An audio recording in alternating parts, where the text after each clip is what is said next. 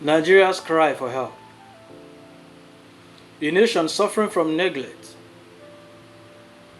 In the heart of Nigeria, a land brimming with abundant natural wealth, a silent tragedy unfolds daily, leaving its people to grapple with the devastating consequences of governmental neglect. The roads meant to be the arteries connecting communities have become treacherous death traps, claiming lives in alarming.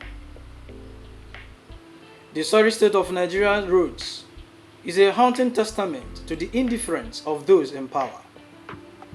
Crumbling highways and poorly maintained thoroughfares have become breeding grounds for fatal accidents, snuffing out lives that could have flourished with proper care.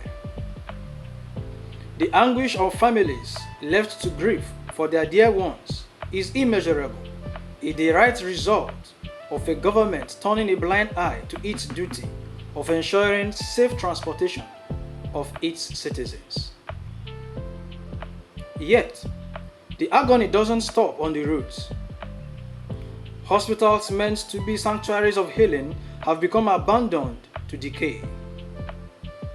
The lack of essential medical equipment and medicines have turned these institutions into chambers of despair, especially for the less privileged, who cannot afford the comfort of well-equipped private hospitals. The cries of the sick, the desperate plea for help, echoes through the halls, drowned out by the silence of a government indifferent to the suffering of its people. In this dire situation, the specter of insecurity looms large, casting a dark shadow over the nation. Kidnappings have become a daily menace, tearing families apart and instilling fear in the hearts of communities.